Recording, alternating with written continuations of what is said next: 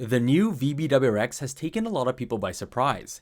Its driving dynamics are commendable, and the potential it has for making power has got the tuner community reinvigorated with the F824 as a power-hungry monster.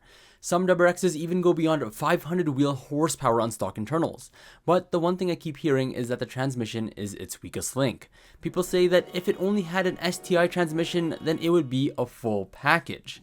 Because the stock STI transmission is really strong, and there are quite a few people who've done the STI transmission swap to a VB, and that's awesome, but it also costs a pretty penny. So what kind of power can the VB WRX transmission actually hold?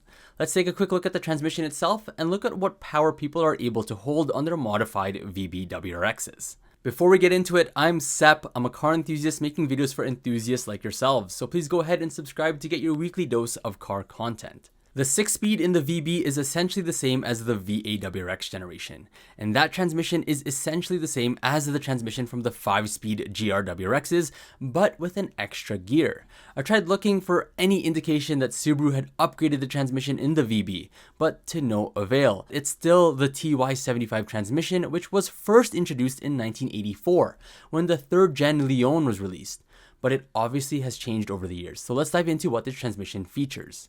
The VB's transmission is a split case design and cable actuated. Some people argue the cable actuation numbs the feeling of the transmission shifts, compared to a rod or direct linkage shifter, but others say it smooths out the shifts more. But regardless, this transmission is fairly average and nothing to really write home about in terms of extraordinary design. The older generation TY75 5-speeds were called glass transmissions because many enthusiasts found them to break so often they might as well have been made out of glass.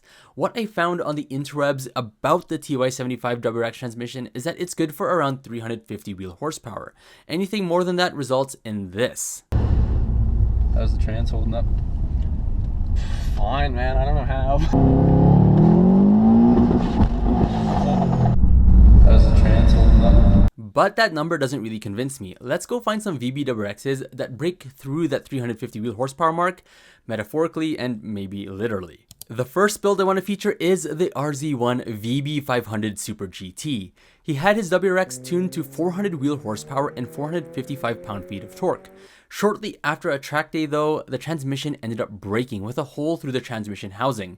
If he was just daily driving it, it probably wouldn't have failed so soon. One thing to note is that after the incident, he put in a VA STI transmission to chase down the 500 plus horsepower goal. The next builds are tuned by Felix Performance, first of which is tuned on E50 pushing 411 wheel horsepower and 407 pound-feet of torque, which is absolutely nuts considering the only mods include an intake, J-pipe, charge pipe, top mount intercooler, and of course flex fuel. So this is another example of the VB WRX making 400 plus wheel horsepower and torque on the stock transmission. The last build I want to bring up from Felix Performance is his very own VB WRX, pushing a whopping 660 wheel horsepower and 542 wheel torque. And surprise, surprise, it's not on the stock transmission. It has a 2015 STI transmission, rear diff, and carbon fiber drive shaft. There's a common theme here. At 400 wheel horsepower, the VB WRX transmission appears to be holding up just fine. But for higher power applications, it seems like most tuners are swapping out the stock transmission for an STI one. With that being said, I believe the WRX transmission can handle a significant amount of power, provided it's not abused constantly like being launched at every red light during your commute. However, this isn't specific to the WRX transmission. Every mechanical component will break eventually under undue stress, and that applies to the STI transmission as well. The reason why the STI transmission is stronger is mainly because its construction is larger. It has a larger housing for larger gears, and with these gears, it can distribute a load over a larger area, therefore reducing the stress on the gear itself. Stress is a function of area. Quite literally, the formula is force divided by area equals stress. So if your area is larger, you have less stress.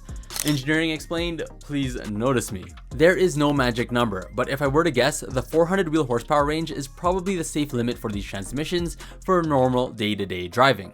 But for track days and more intensive driving, it might be best to swap out your transmission or just get an STI. Anyways, that's it for this video. Please like and subscribe if you enjoyed. I'll catch you all in the next one. Take care.